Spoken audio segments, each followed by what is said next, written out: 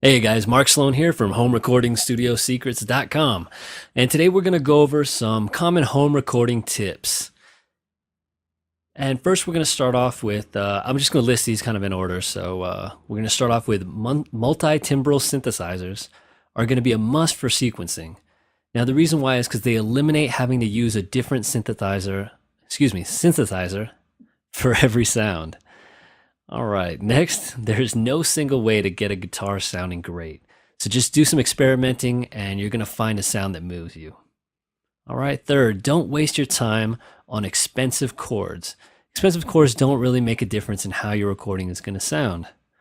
4, when overdubbing, hearing certain parts that you recorded earlier may throw you off. If this happens, you can turn down certain tracks and only listen to parts that are going to help you perform the overdub. 5th, once you have recorded a performance, you don't have to do a lot of editing. Just getting rid of some of the unwanted sound or a bad noise here and there is going to do the trick. Remember, you don't have to use every capability of your system. 6th, you don't have to use every track on your mixer. Now this can make for a cluttered arrangement if you start using too many tracks. Just kind of use the ones you need and your sound is most likely going to be a lot clearer.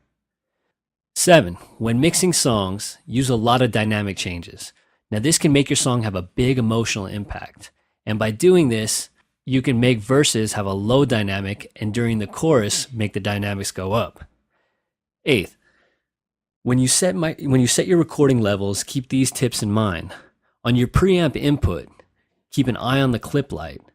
If the light is glowing red, your signal is way too hot and may end up coming out distorted. Use the meters as a guide, trust your ears, and when you have doubts, turn down the level. Now we're going to get into a few microphone tips. If you use a cardioid mic, they produce more bass when close to a sound source. With figure 8 mics or omnidirectional mics, you don't find this effect. Cardioid condenser mics have a roll-off switch that allows you to eliminate added bass, which can be very helpful. The first condenser mic for home recordists should definitely be the large diaphragm condenser mic. This mic works best for most of your applications. Now, if you're going to record loud instruments, look for a mic with a high sound pressure level rating. With this, you can tell how much volume the mic can handle before it starts to sound distorted. If you want to make your own pop filter, you can do it by getting a wire hanger, a pair of tights or pantyhose, and stretching those pantyhose over the hanger. Adjust the coat hanger so it's at least 4 inches from the microphone. You can also buy an actual pop filter, which usually start around $20.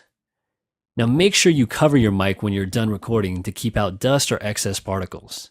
If you're micing a drum set and it sounds thin, try tuning the drum slightly up or putting the mic in the tunnel of the drum set. Now if you don't have big bucks for a decent microphone, you can use the mic simulator programs, which are in most software, to make it sound like you have a more expensive vocal mic. Also, demand that your drummer plays the cymbals a little bit softer. Doing this will create a better difference between the cymbals and the drums. Finally, don't be afraid to try to record your bass in different rooms to get a warm sound. However, don't go in the bathroom because that trick doesn't work as well with a bass guitar.